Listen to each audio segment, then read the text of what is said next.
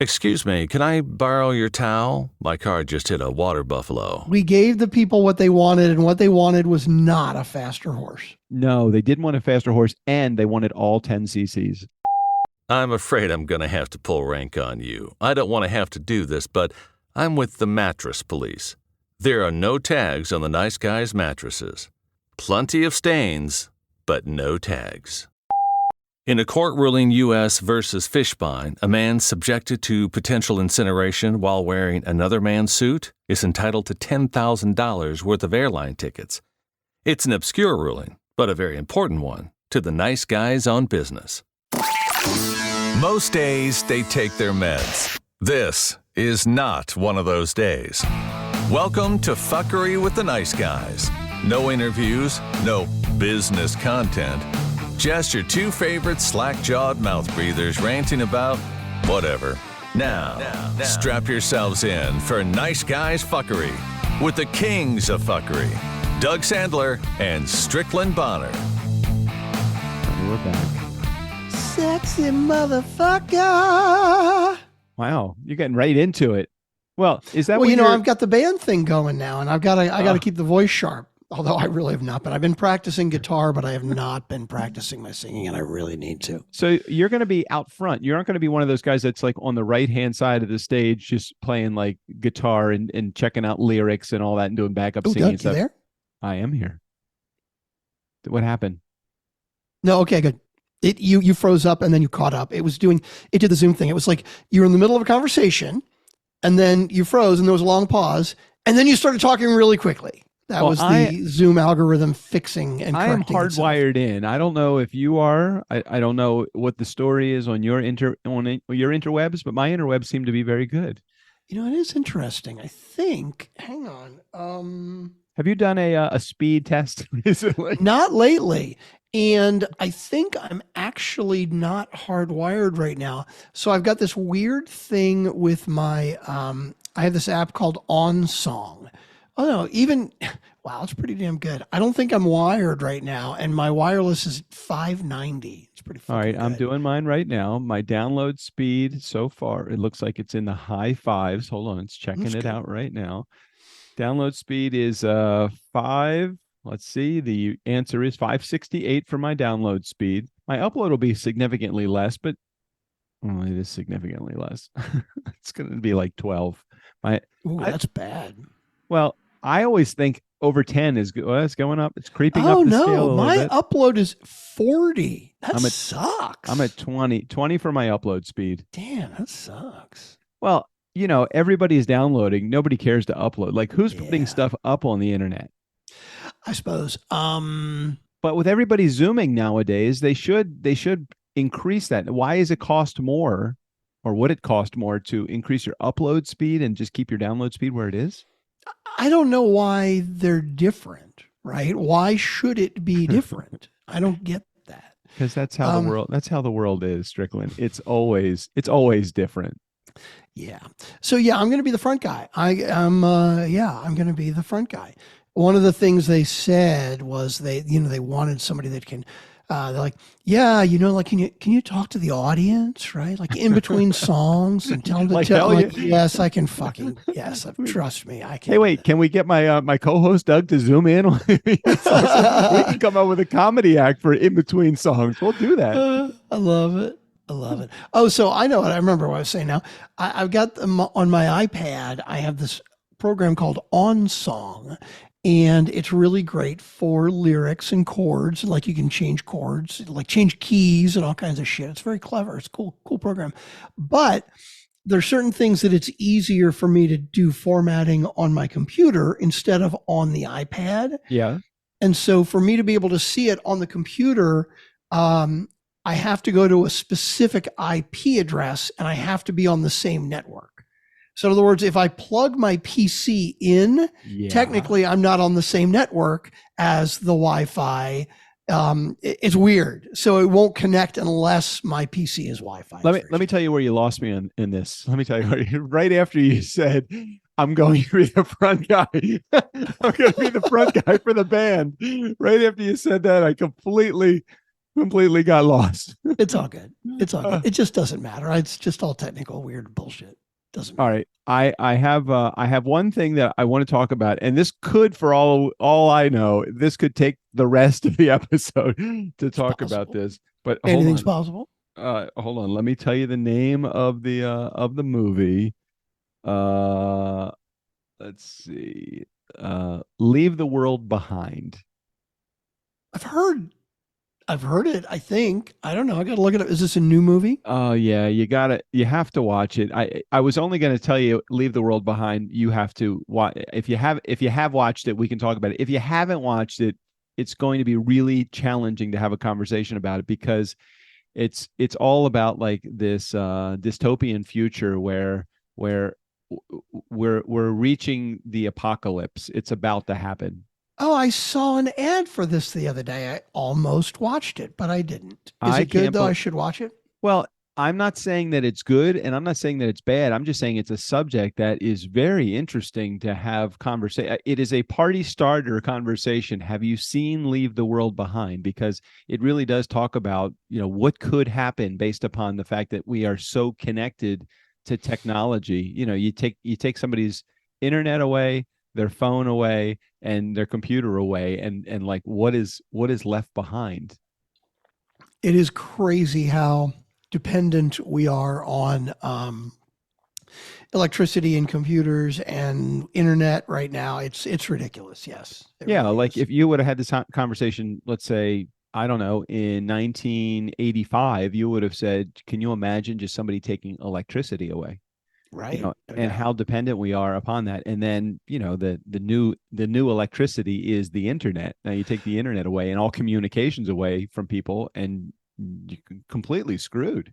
But what's interesting is there are relatively easy ways to generate electricity, right? Like you get a generator and you put gas in it, right?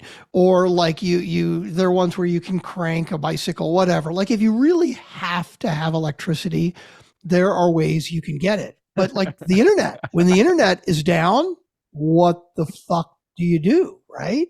You go to your phone, you go to the internet on your phone, right? It doesn't work yeah, we'd be kind of fucked. Yeah. So talking about the vulnerability to our entire world based upon, I think the way that they said it is two teenage hackers in the Philippines could basically fuck up the entire world. Ooh, that's a scary thought. Right. I mean, and like, what is the internet? Like, where is it? Is it a thing? Is it somewhere? Are there lines? Is there actual physical lines run for this? Is it all satellite? Is it no satellite? I don't know what any of this stuff is. It is crazy to think about, could somebody take the internet out? Is there one thing? Because I know it's all like interconnected and it's dependent on many, many different things. And I feel like it is like if you take something out that there's like so much redundancy. Right. But I don't know that for sure. Right. Yeah, I don't know that either. And then if it is something, if there is a cyber attack and you are able to, let's say, attack the power grid, because isn't there? I'm sure the power grid somehow is connected via internet somewhere along the way, and maybe the safe part of the internet, and maybe the part that they don't allow Doug and Strick to get to. God, I don't know. Anyway, it is a movie worth watching because it is a good conversation starter. So I would encourage you to even if you don't like the acting or even the dialogue or maybe even the storyline, but you just think about the concept of that happening. It's like, oh, could that happen? Yeah, I think it could happen. I think it could. Well, just in case you thought I forgot, welcome back. My name is Strickland Bonner. On the other side of the microphone, Mr. Doug Sandler. Hey. And we're talking about Leave the World Behind. Let's get on to other movies. I saw a Christmas movie the other day that I'm not a huge fan of like cheesy Christmas movies. Which one? But this one was very good. I was very pleasantly surprised. Are you a fan of Will Ferrell movies? I do like Will Ferrell movies. I like his sense of humor. It's my kind of humor. See, I don't want to say I fucking hate him. I think most of his movies are ridiculously stupid. Like in the Barbie movie where he played the boss of Mattel, Yeah. I thought he was perfect. Oh yeah. It's just like a little good role. bit, Right. a little bit of Will Ferrell, right? Yep. But like Step Brothers, right? Elf, Yeah. like they're just fucking like not, his not your kind of character is humor. just the completely dumb, completely unaware, and when that character is the main character, I just don't find that shit funny at all. I just don't find him funny. Is it the stupidity of the humor, or is it the delivery of the character? Because it's just the stupidity of everything. Like like Dumb and Dumber. I know Will Ferrell is in Dumb and Dumber, but same thing. Like I'm like, it's just stupid, and I just don't find it funny. Well, maybe I missed it. What was the movie that you liked? So the next question then was, do you like Ryan Reynolds? Oh my God, yes, totally. Right? Yeah. I love Ryan Reynolds. Yeah. I love Deadpool. I love his attitude. I love everything about it. But he typically plays what I think of as kind of the opposite end of the comedy spectrum. The smart, smarmy, too cool, like clever, comes up with really funny, clever shit off the top of his head. And it's so good that he just says it like no big deal. And, you know. Right, I'm with you. I think of that as the opposite end of the comedy spectrum. So there's a movie called Spirited on Netflix, and it's really fucking good. It's Will Ferrell and Ryan Reynolds. I'm looking it up. I think I have seen this movie. Oh yeah, it's a Christmas movie. I think I saw that in the movie theater actually. When did that come out? It only came out last year. I didn't know it was in the theater. Maybe I didn't see it in the theater though. I have seen that movie. I'm forgetting what the plot line is without killing it for anybody. What is the line? So it's basically the Christmas Carol, right? Yeah, like it's the three ghosts and or not a Christmas Carol. You got it. Yeah, Scrooge. Yeah. Yeah, the Dickens novel, Christmas. I think you got it right. I think book is called A Christmas Carol. I think so. I guess it is. I'm fucking old. I don't know. And it's a twist on that, right? But it's a musical, which is very funny, and it's super self-aware. Yeah. Like the first time you hear, like you're a good 5 or 8, 10 minutes into the movie before the first musical part, and there's somebody on screen who's like, "Hey, what's happening?" And he's like, well, this is a musical. Didn't you know? And he's like, oh no, you're kidding. Really? And it's like people start dancing and he's like, dude, if I got to start dancing, I do not have the skill set for this. I'm sorry. And it's like, it's very funny.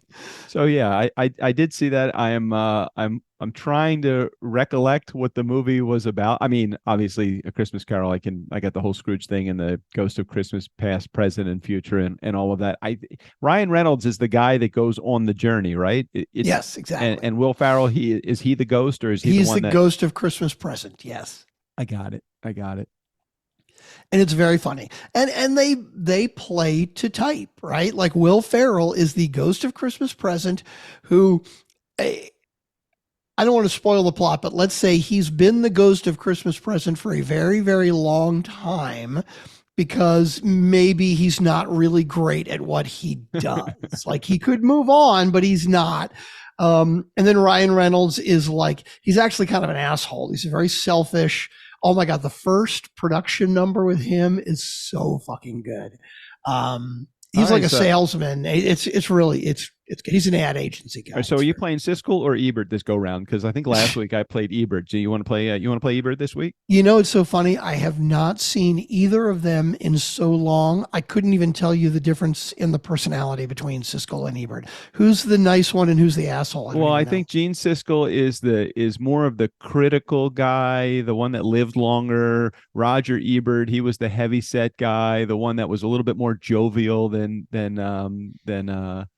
Siskel. And so you can be either one that you want, and you can switch it up right midstream if you want to. But what I'm saying is I'm going thumbs up with both of the movies, Spirited from what I can recall, and also what was that? The Way I Look Tonight. What's the other one called? Not that one. The World End or something. Yeah, something like that. See them both.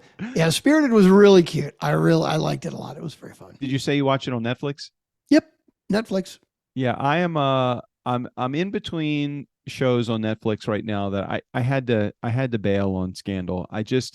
Really? It was getting too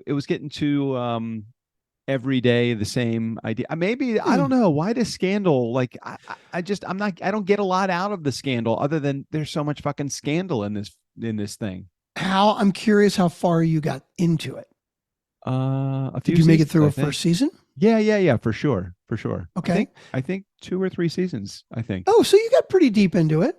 I mean, Yeah, but I it's made like it 7 seasons though, I think, or something. I like think that. I made it a good 6 seasons before I felt that way too. I'm like, it's kind of same old shit. Yeah.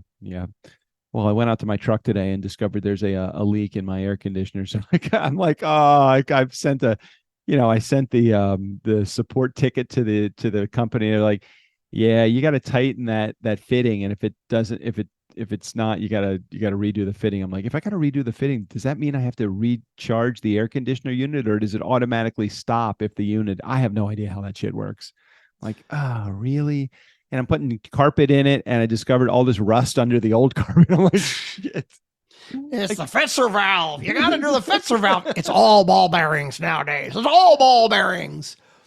Yeah. I think Jared will probably get that reference. I don't know if Tim will or not. I doubt that Emily will get that reference. Do you remember of course, you probably had the album Steve Martin, Let's Get Small. Did you yeah. I love that. Yeah. He says, sometimes it's like the crowd that you're talking to, and sometimes it's timing and all of that. And he talks about, he goes through I had a gangly fitting on something about a plumber's wrench or whatever. Well, what was funny about it, if I remember correctly, that's how he opened the show, right? Like, basically, like he walks out on stage and everybody's yelling and cheering, and he's like, so the other day, I had this Fetzer valve, right? And it was like, and I'm going in, and it's the 1/4 inch and the 24 and the clock wrench, and he's like talking all this weird technical shit. And then he's like, but you know what? It wasn't a 1/4 inch.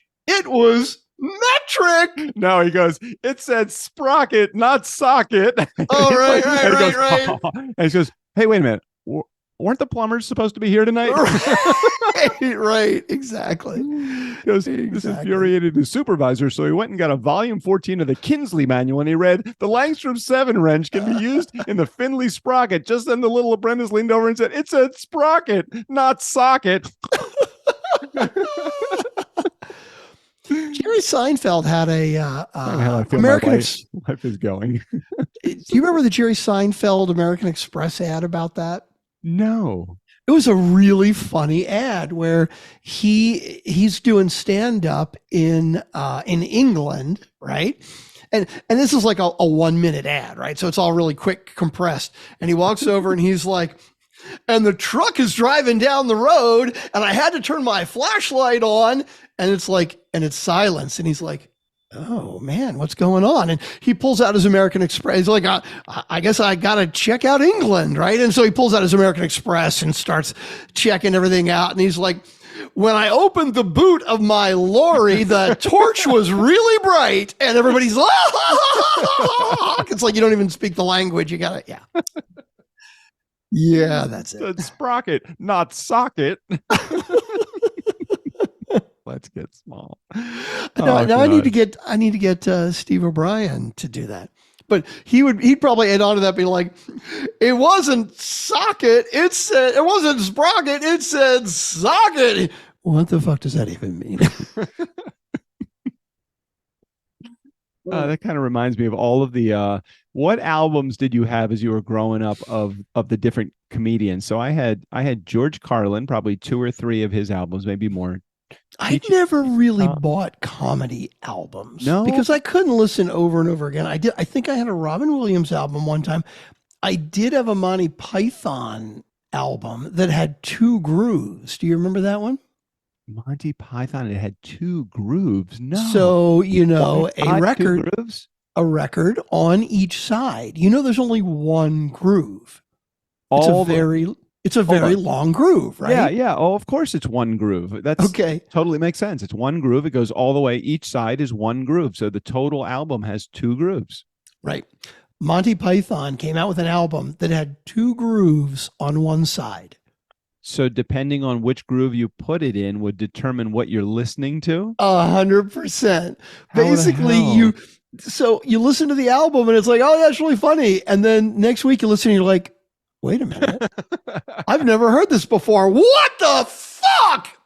I was completely blown away, and it is really goddamn funny. It's so Monty Python-esque. Well, if you set the needle down, and for those of you that don't know what that is, ask your parents. If you set the needle down at the beginning of the album, I guess you could have it so that they both go right to the very edge, but they each only go halfway around. So depending on the rotation and where you put the needle down will determine which groove it goes into.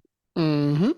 Wow. That is correct. And let's not stop there. You could have many more than just 2 grooves in an album. Oh my God.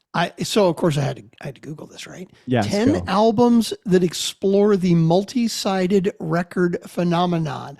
There were at least 10 albums that did this. Okay, tell me what. Oh my God, this is so funny. And they start with the Monty Python.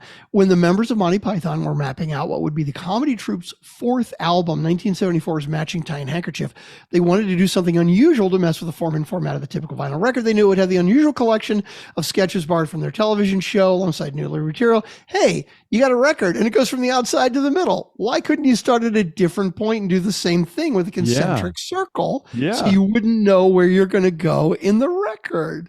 That is fucking amazing. I had never heard of that. Let me guess. Any of the other ones like Pink Floyd? That's what I'm looking through because I don't know. Well, this is funny. Cutting 2 grooves into one side of a record feels like an easy trick to pull off, but according to Gus Elg, the engineer and owner of Sky Onion Mastering in Portland, Oregon, it requires a great deal of precision. In addition to spacing out the first groove so that the second one could fit in between, you got to leave room for it, right? Right. The master has to be cut with fixed pitch, which basically limits the size of each groove. What the hell? Fucking interesting. Wait a second. Are you telling me that the groove size will determine the pitch of the actual audio? I don't know. I said sprocket, not socket. How does that work? I'm really curious. How does that work? Record. I don't know, but now I'm looking through apparently there were at least 10 albums that explored this, right? K-Tel Superstar Chance a Tune, Hit, Flop, Break Even. A board game that captures the fun and glamour of money and the money of America's multi-million-dollar music business. Each player is a music artist releasing records and trying to score hits. Their success is determined with the record, which, depending upon where the needle lands, will proclaim their single as a hit or a flop. That's funny as shit. All right. I'm going back here to look at what were the most popular K-Tel albums of all time. Oh my God, K-Tel. I think I had some K-Tel albums. Oh, I totally had some K-Tel. I believe, if I remember correctly, that they were all like greatest hits. They weren't like one album, like one artist. They were all, I'm looking through the top ones. So let's see. Top one was Flashback Greats of the 60s. By 72, people were already pining for the good old days of the 60s. Nostalgic work fast, especially for the decades that revolutionized pop culture. The Shangri-Las remember Walking in the Sand. No, I don't remember that. Superbad was in 1972. It was the second most popular K-Tel album. Top track, Everybody Plays the Fool. Everybody plays the fool. Sometimes. Who did that song? I don't remember. James, that was by The Main Ingredient. Oh, right. One Hit Wonder Group, yeah. All right, let's see. James's last Super Party Pack, 1974, was the third one. Top track, Ballad of John and Yoko. I don't know that. Yeah, the ballad was, yeah. When it says the deepest cut, like what are deep cuts? What would be your definition of a deep songs cut? That were not a hit. Like maybe it's a group that has a lot of popular songs, but it's a song that wasn't a hit for them, a deep cut. Mhm. I'm looking through all these 70s K-Tel albums. The top tracks in most of them, I don't know until 77. The top track on 77 Stars K-Tel compilation was Daryl and Hall & Oates' Rich Girl. Of course, remember Oh, that. great song. But Oh, you know what it is now? What is it now? That's music. What the hell is the new version of that now? I Where don't they know. just put all the hits on it used to be a CD. I believe Now, that is. now that's what I call music. I thought that was called Spotify playlists. Well, it is now. God. Fucking is now. Yeah. Let's see. The seventh most popular K-Tel album, 24 greatest dumb ditties. What? What is that? What does that even mean? 78 Disco Fire, Donna Summer, I Feel Love. Ooh, I feel love, I feel love, I feel love. Oh, how about this one? I know That's you have Giorgio a joke about this Moroder one. who 78. It's a great song. In 78, The Stud, which was K-Tel's biggest album in number 9 in 1978, the top track was 10cc, I'm Not in Love. Tell me everything you know about that. I'm not in love. That is a great song. What? Okay. Anyway, so I'm not in love. I'm not in love. 10cc is a song that they did like dozens and dozens and dozens and dozens of overdubbed tracks for.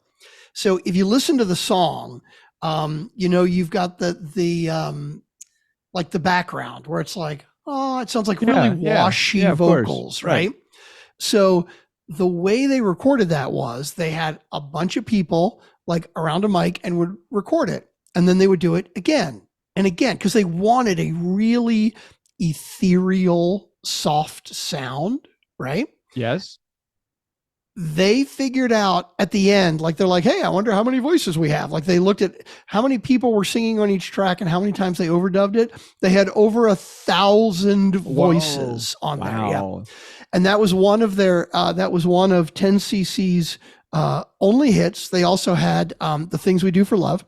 Oh, that was a great song. The Things We Do for Love. Great song. And what else? Supposedly, the name 10cc comes from, are you ready for it? And this is a rumor, like sometimes they will confirm it and other times they deny Disputed it. Rumor by King Disputed and Godley, rumor, just so you know. Godley and Krem, exactly. That's the two guys, Godley and Krem. That's the two main guys from 10cc. And they say that the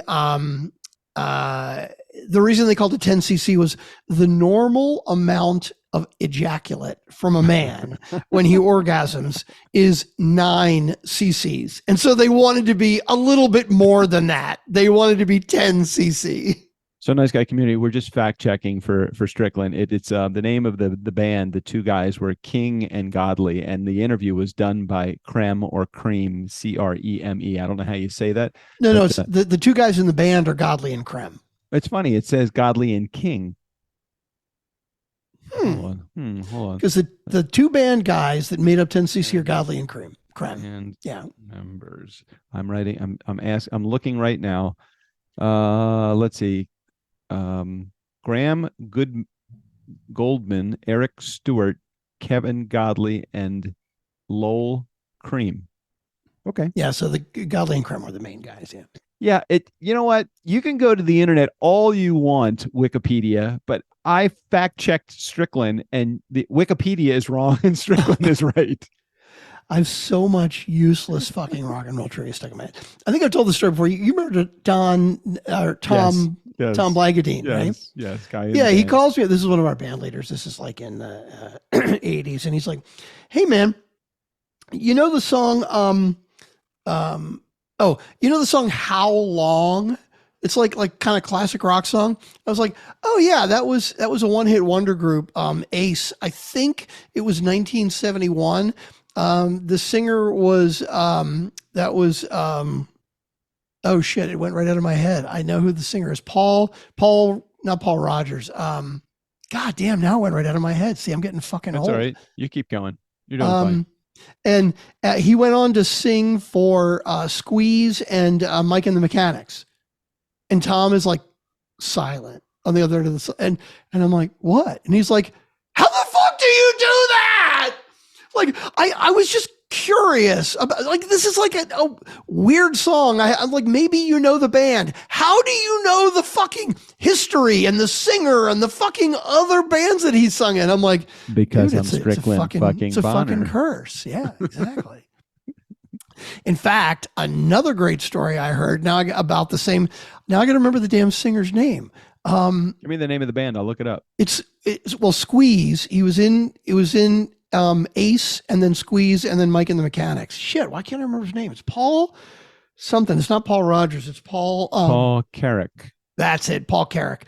So Squeeze was around, and they had a couple of hits in England, and their keyboard player left, and Paul Carrick, who was like a studio guy, keyboard player at the time, he came in and joined the band. So they had a song that the guitar player wrote, and the guitar player was playing it for him, and everybody was like, no, it's not that great. It's not that great. And then Paul Carrick heard it, and he took a shot at it, and everybody was like, dude, that fucking version is really good. And the guy that wrote it was like major ego. He's like, I'm the fucking lead singer, and I wrote the song, and I'll sing the fucking song. Oh dear. And the producer was like, dude, you got to let this one go. And Paul Carrick is like a new guy, and they hired him as a keyboard player and a backup singer. Like, they didn't know he could sing lead. But it ended up being their biggest hit. Very good. Tempted by the fruit of another. Tempted, but the truth is discovered. What's been going on now that you have gone? There's no other. Yeah, there we go. Okay, now, will you be singing Squeeze as a part of your band? We're frozen again. Damn it! Damn interwebs. That's a great song. It's yeah, I know, right? You froze up, but it all caught up. It did it did that thing. I don't think so. The band that I'm in, it is like classic rock, right? And they're doing a lot of 50s, 60s, and 70s, and I'm trying to push them away from the 50s stuff, get them away from and not 50s. as much of the 60s. And so we don't do that one right now, but we really want to lean into more fun party music. And Tempted is a great song, but it's not really like a bar dance song. Now they do it. Pulling Muscles from a Shell is a good one from Squeeze, and Cool for Cats is another good, fun, danceable one with Squeeze. But I don't know if either are popular enough that I wouldn't think that either one of those would be like good bar song. You're thinking. I'm thinking when I go, I want to hear like Skinnerd. I want to hear maybe a Stevie Ray Vaughan song that might be semi easier to play, because who's going to play the lead guitar in a Stevie Ray Vaughan song? So what are you playing rhythm guitar and lead singing, or are you playing lead guitar also? Mostly rhythm guitar. Yeah. Mostly rhythm. I don't like playing lead. I'm just not that good. Can their lead guitar, can he play some riffs? I mean, is he? Yeah, he's pretty good. Yeah. Yeah. He's good. Mm-hmm. He's not amazing, which is good. Right. Okay. I joined a band, I don't know, a year or two ago called Fireflight. Mm-hmm. And we were doing Styx and Rush and Steely Dan. Like, you're talking about three monster lead guitar players in those three. How are you ever going to copy that as a cover band? Right. And now the guitar player in that band was absolutely good enough to cover that stuff. I mean, I was playing, rhythm in that band and singing, but even playing rhythm guitar, like, dude, that was a lot of work. And the vocals in that was really hard. And we rehearsed 2 or 3 times and it kind of fell apart and guys said other things. But that was really fun. And I really liked that music, but that was a lot of fucking work, right? You got to rehearse a lot too. Yeah. So challenging songs and very, very, very good musicians. So I felt like the bar was set high. With these guys, 50s, 60s, and 70s, it's like all shit that I could do in my fucking sleep.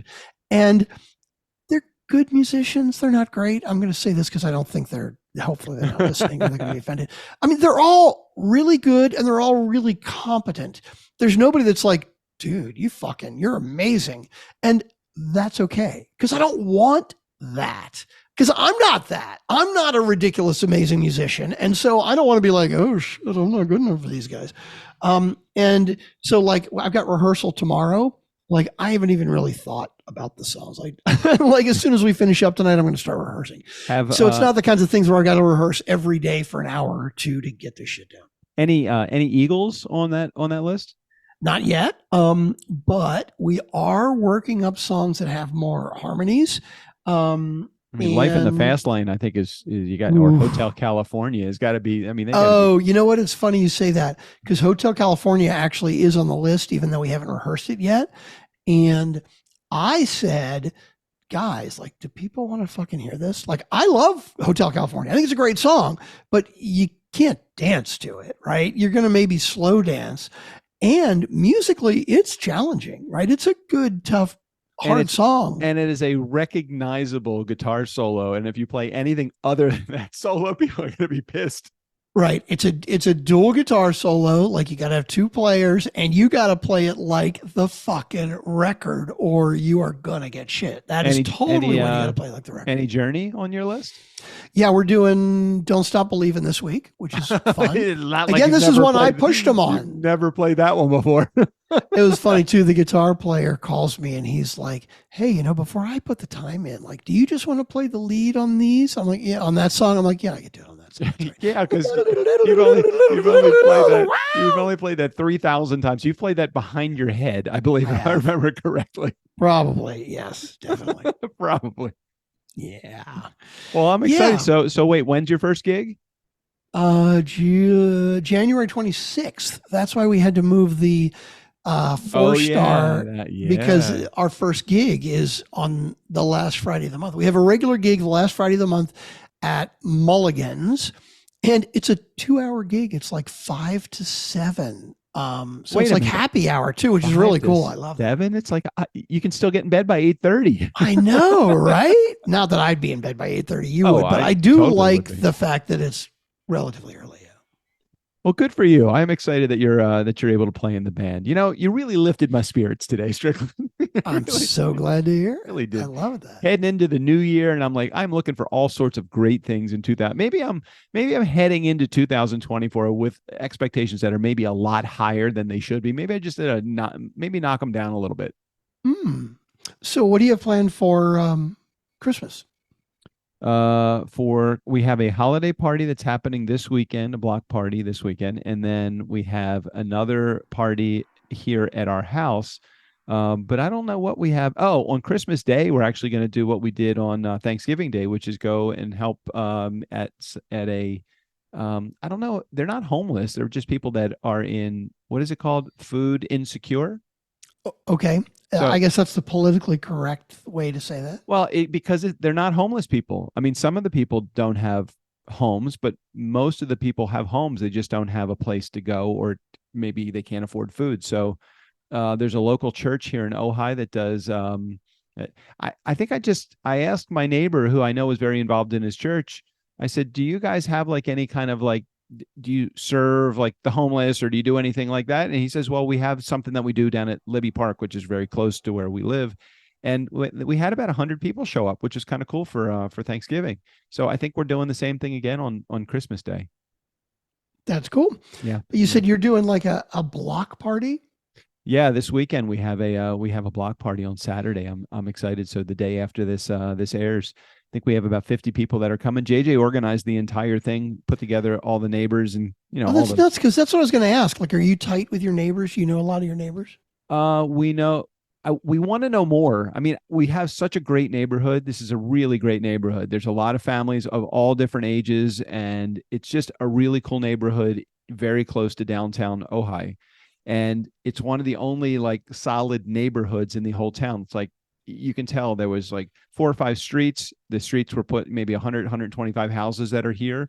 And we're like, why don't we do something? And JJ just took the bull by the horns, just started going to put flyers out. And then we have this Facebook group that we have, and she's organizing for food, and it gets a little bit cold in December here. I think it goes down to the 60s. So we all have like heaters come in, and everybody's serving food. It's going to be really exciting. I'm looking forward to it. That's super cool. I And love that. and the beauty is it's right in front of our house. So Oh, well, that's the easiest thing even ever. better. Right? A You block party. organized it so you don't have to go far. Yeah, our organization or her organization gets the party right in front of our house, which is good. I'm excited to participate in that. I love that. That's super Hey, cool. I think we have some voicemails, don't we? Or a voicemail? We have 2 voicemails. All right. Well, why don't we check out the voicemails and then we'll come back on the other side and see what else is going on.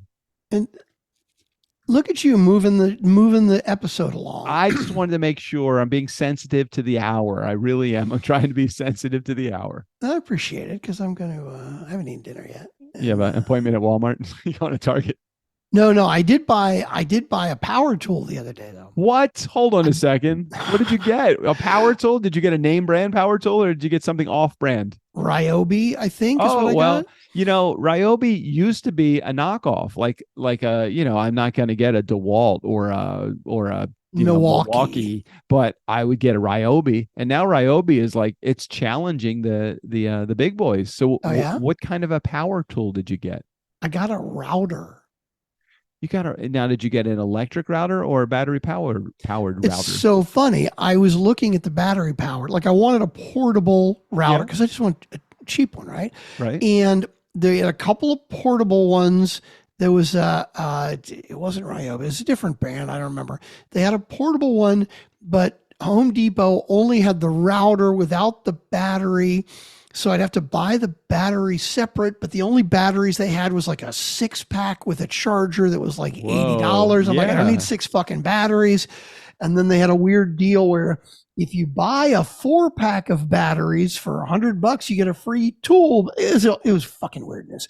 And then I said, and they just couldn't make it work. And I was like, well, what about a corded one? They were like, oh, well, a corded one will give you more power. It's better anyway. I'm like, okay, well, fucking show me the corded ones. And a lot cheaper too than a battery powered one also. Yeah. All right. So the bigger question is though, what the fuck are you going to do with a router? What do you need a router for? That's like the last tool that would be on the list of things that I would get. I would be getting like a drill or a impact wrench or something. So what did you get a router for?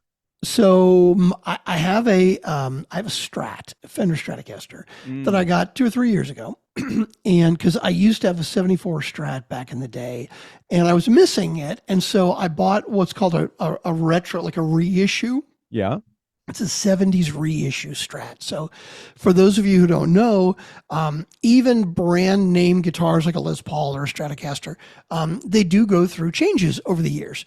And the 70s Strats had a certain look and a certain feel. Right. They had ash body, which is like a heavier wood. Mm-hmm. And the one that I had was they call it blonde. It's basically just a natural finish. But also the neck is a little bit rounder, a little thicker. And, there's little detail things about it. So I wanted to get another one like I had back in the 80s. Right. And to get a 74 Strat, it's like thousands of dollars because it's like a classic guitar now. All right. But around 2014 or 2015, they came out with what's called a reissue. So Fender basically came out with a new, but it's the same style. New old body style. Right. So I go up on, I don't know, eBay or wherever. I don't remember where I got it. And the guy was selling this, and the reissue Strat, I think I was seeing them new for like $1,000, right? And then if you want a hard shell case, it's another $200. And then he has this pickup set that was built in, these Fishman pickups, these active pickups. And this pickup set that he got is like a $400 pickup set, right? All right. Do they install the pickups into the guitar? Well, it was already installed. In other words, he had already installed the upgraded pickups. Oh, got it. Okay. And this is probably a $400 set. And the cool thing with Stratocasters is, it's got a big pick guard. It's got 3 pickups, but they make pick guards where the pickup is built into the pick guard. Ooh. So it's very easy to basically unscrew a pick guard. Right. Change a couple wires, drop a new one in, boom. You got like a whole new guitar sound, all new pickups in like 10 minutes, right? All right. Tracking which is really cool. So far. Yeah. So I got this. It says Sprocket, not socket. Yeah. I'm getting there. I'm getting there right now. It's like, holy shit, you're about to lose me. You better get to it. So I really like the guitar. I like the way it plays. But the pickups, I'm just not crazy about them. It's like they're kind of thin. Like the whole active thing is nice, but it's kind of thin. Yeah. So I was playing it the other day at rehearsal, and I'm like, I want to play this guitar again, but I'm not going to play it with these pickups. So I went and got another drop-in set of pickups. And I got a Steve Lukather set, which is Steve Lukather from Toto. Are you familiar? No, it's getting deeper. I know. So anyway, the Steve Lukather setup has 2 single coil pickups and a humbucker. And the humbucker, there you go. So it's got it now. The humbucker takes up more space. Socket. Okay. So the router. The router is, I was going to take it to a guitar shop and have them do it. But I'm like, the only thing I can't do is the routing, right? And just to ask them to drop it in, which literally will take probably 15 minutes. They're going to route it, wire it, boom, it's done. They're going to charge me $100, $200, right? I'm like, fuck it. Okay. Let me offer a suggestion before you put that router into your guitar for a second, because the router that you bought, the Ryobi router that you bought, tends to be for working on these significant like 2x4s or sheets of thick wood. Consider a Dremel instead. Oh, interesting. Because the Dremel makes very, very fine line. Because you don't need. Are you talking about like dropping a pickup into a piece of wood that's like that big, like the size of a well, it's exactly. It's the whole body of the guitar, but I just need to make a little more space in the route area. Yeah. I would seriously consider not using a monster router like that Ryobi. Not that the Ryobi can't do it, but you have to get a very specific bit for that router in order to accomplish what you're going to accomplish. Really? See, I don't know shit about all this stuff. Well, think about the depth of how deep do you need to go with. I get it. The concept makes sense, but in practice, I mean, I was going to practice on some like 2x4s and shit first and play with it. But are you saying it's just now it is a handheld version. So it's a portable, but it's still significant. Big. It's like it's like a bowling ball, like width, and it's probably 3 bowling balls in height. Now the Dremel is almost like a pencil. Yeah. But a Dremel will do enough damage. I'd be able to actually. Oh yeah, you can get some really cool bits for a Dremel. As a matter of fact, the Dremel is on my Christmas list because I've had a Black & Decker, which was like a Dremel knockoff, and I'm like, fuck it, I really want to get like the real thing. And they have all sorts of bits that you can get for them. They have sanding bits and they have cutting bits and they have really diamond tip bits so that you can make a really nice cut with a Dremel. And you can mark it off before you make it so you can like stay in the lines. Interesting. So, and you can probably go, I mean, I don't know the exact depth that a Dremel would go, but I would assume that you'd probably be able to go an inch deep, and you're probably not talking about having to go further than that anyway, are you? Yeah, no, I only need like inch and a half deep. Yeah. Right. So that's the direction that I potentially would go. And you can look, and if you get a Dremel, they have plenty of battery operated Dremel type tools, or you could get a corded one too, because you're not going to have to go further than your bench anyway. No, I don't need a cordless. I really don't. Hey, you if really a corded one is more power, I'll take. Want a big challenge? Try to do it with the string still on. Yeah, that's not going to happen. No, I'm not going to mess with that. Not going to mess with that. Yeah. All right, we got a couple of voicemails. That was your tool tip of the day.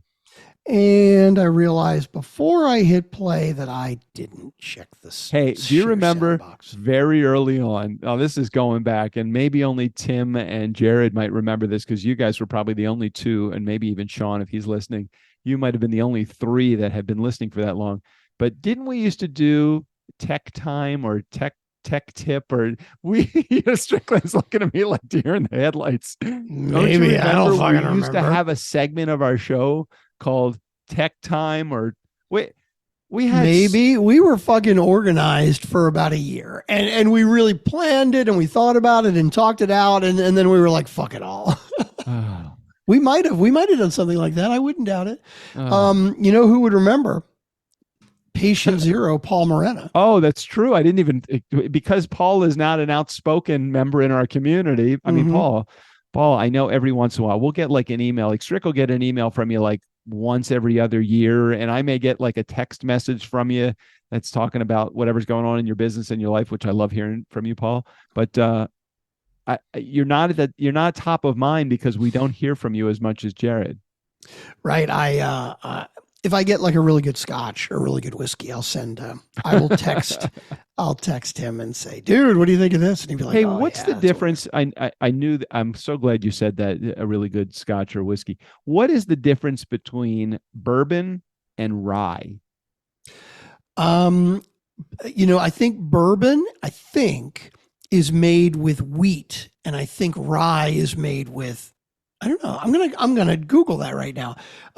Because it's funny you mentioned that it's all whiskey, right? But there's like whiskey and then there's rye whiskey.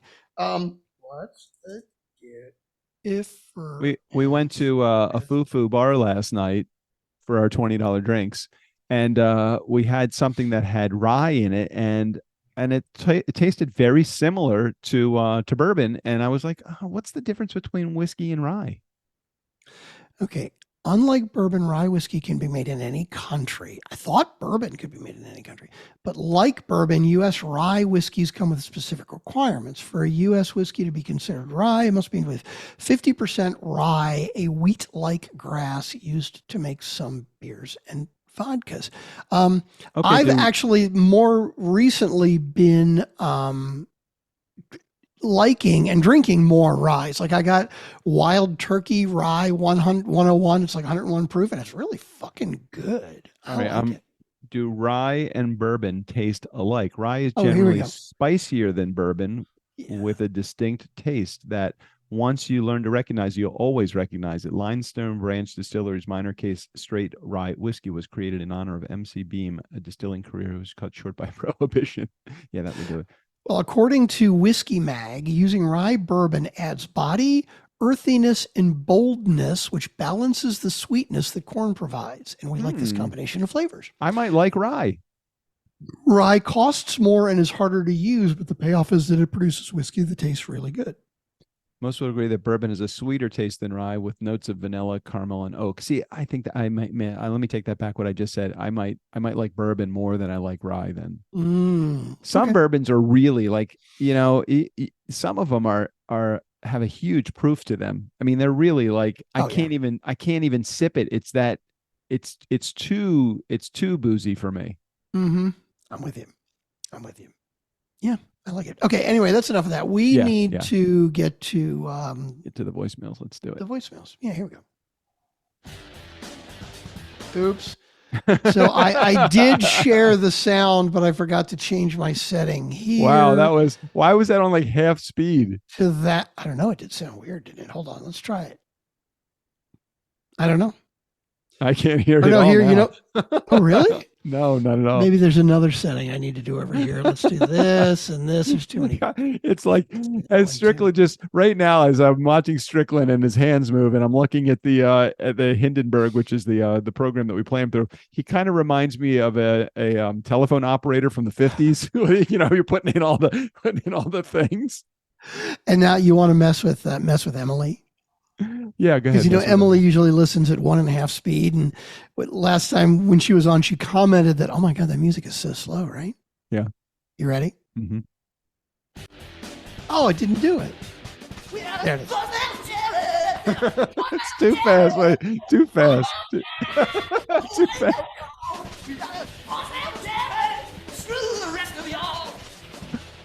Wow, that'll mess with Sean Carpenter too. That was too fast, and it sounds like I'm hearing it through your speakers, though. Strickland's like, really? It didn't. Headphones, sound right. Microphone, and then over here I've got so many settings. Speakers, headphones. I don't fucking know. All right, let's try fine. it. We'll just play it. Just play it. It's whatever. Okay. Hey, Douglas, Shark Jared here. So you guys are talking about the Cybertruck, that amazing vehicle that Tesla's putting out. Yeah. So, Strick, you said, why wouldn't you make it look like the other trucks? It's so, I mean, it's one of the most profitable, most popular vehicles is the pickup truck, and I think that's true.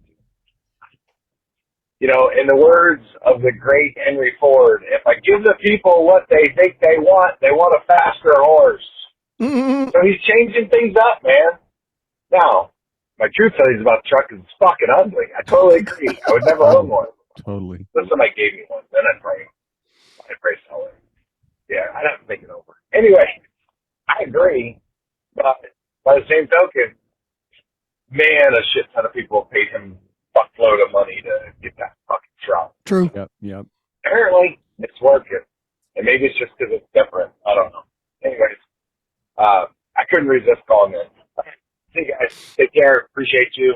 And as always, love the show. Functionally, it's when you look at the specs, it seems like a really good truck. And it's funny because, of course, I was thinking that Jared was calling in actually defending Elon Musk, but no. I saw I have this this Instagram page it's called Ford Pickup Podcast. And somebody posted on there, and I follow a bunch of people that are also Ford truck fans. And I saw this, one of the posts, it was an Instagram reel, that's like a video and sound at the same time. And it was a reel of an F-250 Christmas tree shopping. And you don't see the entire truck. You just see the truck with the Christmas tree on top, but you do see it's towing something up a hill. And as they pan down the chain to the other side, the F-250 pickup truck, four-wheel drive, is pulling a Cybertruck that has a Christmas tree on top of it up a snowy hill because the fucking truck can't get the Cybertruck can't make its way up the hill. So, oh my God, that's funny as shit. But is that actually true? Is that it was towing it because the Cybertruck was stuck? I don't know. For all I know, they could have set it up completely, but it looks so real. It was great. My daughter just showed me the other day it was like at a boat dock or something, and it was a Ford pickup, but it was like chopped off, right? Yeah. So it was like the front of the pickup, and it was like only half the bed, and it said, "This is the new Ford 75." Wait, I don't get it. Like Ford F-75. Like F-150, F-250, I get it. F-75. Not like the year. Yeah, I get it. I'm like, what? Wait, where are we going with this? You thought I said socket. I said sprocket. I said socket, not sprocket. Yeah. Okay. But he does make a good point. Like, good old Henry Ford, when he came out with the Model T, it was, yes, you can have it in any color you like, as long as you like black. That's true. If I gave the people what they wanted, I would have made what they wanted was that's actually a really good damn line. I mean, the whole Model T in black is basically the fuck you. But, if you give the people what they want, they don't know what the fuck they want, right? They want a faster horse, but that's not really what they want. No. Which is a very good line. It's a good point. Very good line. It's better than you can have it in any color you want as long as it's black. Agreed. Okay, let's do voicemail number 2. Okay. Did you know, like, weird facts? All right, I'm ready. I don't know that this is absolutely true. I just heard it once. The Model T, Henry Ford's idea with the Model T was to build a car that was cheap enough that every house would have one. Right. Like, he totally revolutionized it. Right. And at one point, they couldn't make them fast enough. They were selling them faster, and everybody said, dude, just raise the price. Like, you can charge more because they're in such high demand. And right. Ford was like, fuck no, dude, this is what I'm doing. I'm not fucking raising the price. I want to keep this affordable for every household, and I don't care if we lose money. Like, it's pretty cool. That's kind of the turnkey philosophy. A podcast in every house, and we don't care if we lose money. We right? don't care if we lose money. I was listening to some podcasts. I put the earbuds in my ears in the morning when I first wake up, and oftentimes I will doze back off again. And sometimes when I'm dozing, that's actually when I'm listening to Emily's podcast. Emily's show. Sorry, Emily. I do try to pay attention, but every once in a while I do wake up and Emily is talking in my ear. I'm like, how did you get here? Anyway, well, that happens to me too. But Well, don't tell her husband. Okay, all right, Jason. Anyway, so this morning I was listening to, I don't even know what show it was. I have to go back and listen, but it was a fascinating. I was again half awake, half asleep, and they were talking about the three stages that success stages that entrepreneurs go through. Mhm. And the first stage is right around $100,000 when you're able to get there. The next phase is somewhere around $300,000 where you have to start bringing on team because you can't handle it all on your own. And then the next phase is that $1 million phase. And when you start doing $1 million in revenue, you have to have documented systems in place. You have to have a team in place. The owners are no longer working just in the business. They're working a lot on the business as well. And I'm like, fuck, it is so accurate. It is so right. It's like, oh my God, there's so many things that we have to learn and so many things that we have learned in these last, 5 or 6 years since we've been doing this. Oh yeah, big time. I still very clearly remember when we cut our biggest client who represented like 40% of our revenue. Was that Steve?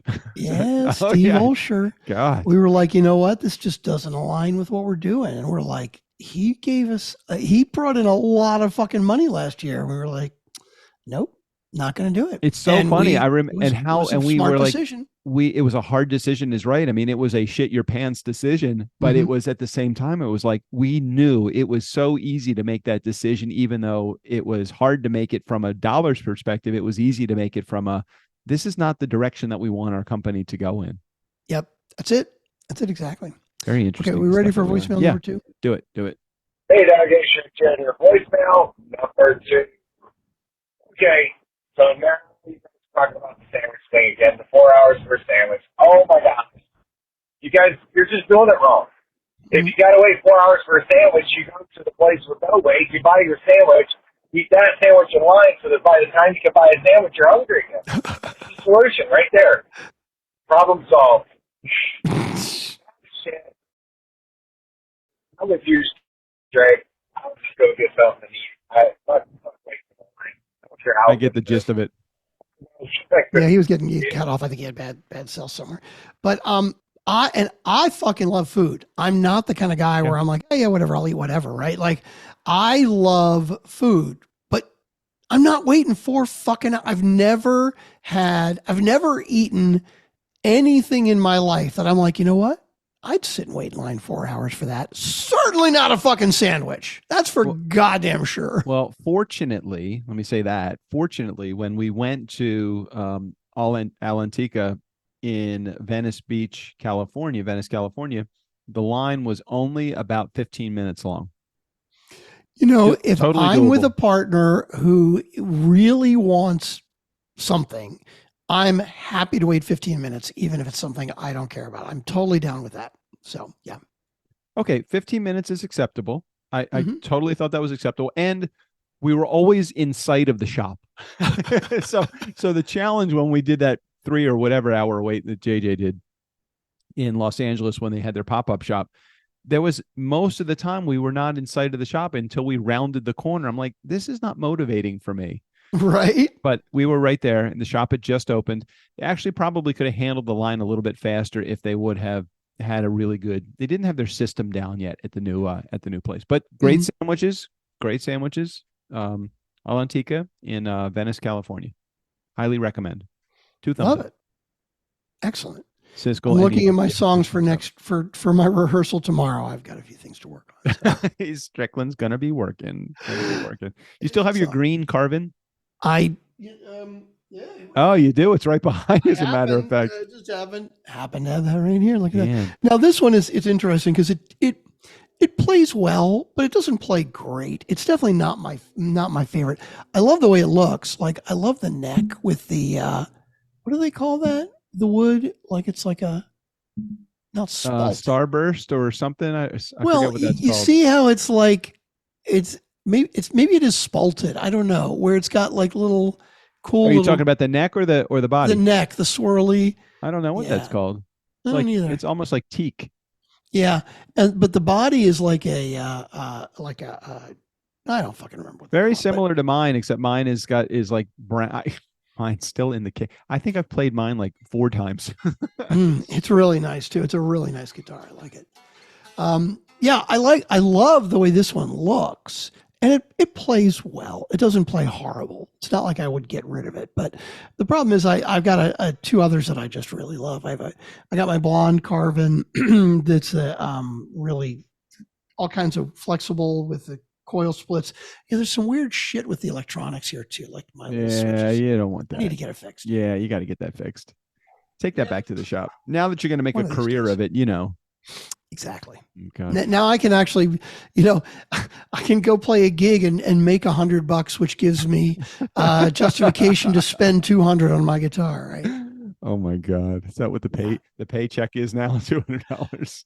$100. It is nuts. This gig, I think if I remember correctly, I think it says it pays $400, $300 or $400 for the band, but like we get tips, and they're like, yeah, we'll make like $100 a guy, and I'm like, oh yeah, that's what I made in bar bands 30 years ago. Okay, whatever. Nothing. I'm not in it for the fucking money. But it will be in cash. You know that it'll be in cash, and it'll be all the beer you can drink also. Yes, and they feed you too, right? So you only have to play for 2 hours, and it's all the beer you can drink and food, and it's gonna be. Are you part of the? Do you have to be the roadie also? Do you got to set up and break down? Yeah, but it's not a lot of gear. It's a relatively simple setup, which I'm fine with.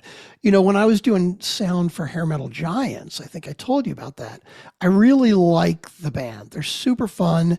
They do all 80s hair metal, but they do wigs and spandex and fucking lights. Like they really go over the top, which is fun, but they get there like 3.5 hours ahead of time. No. And it takes a good 1.5 to 2 hours to tear down because they have so many lights and they have video and there's so much shit. And I'm like, fuck that. No. Nobody wants to do. No, I mean, you've got to be going somewhere in the band. You can't. This is not like, it's not fun. The fun is the playing. The fun is the crowd. The fun is the. It's like when I was doing parties as a DJ, I mean, it was the setup and breakdown was the worst part. Yeah, but you didn't do it. How would you know? I hired somebody to do right. I was getting there. Give me a second. I was getting there. I hired somebody to do that, and somebody took over that role, and he loved it. He didn't want he didn't want center stage. And all I was like, I want center stage. That's what I want. And the guy that does the least amount of setup and breakdown, and the guy with the microphone in his hand, is the one that makes most of the money too. Yeah. I'm like, yeah, DJ Doug doesn't want to set up and breakdown. No, not so much. He'll hire somebody to do that. Absolutely. All right, let's head out of here. Unless you got anything else to say.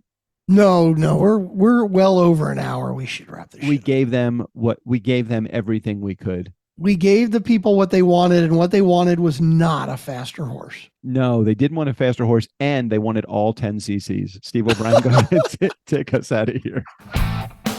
For the Nice Guys on Business, I'm Steve O'Brien. Do you think they could have rambled on any longer today? Blah, bitty, blah, bitty, blah, bitty, blah.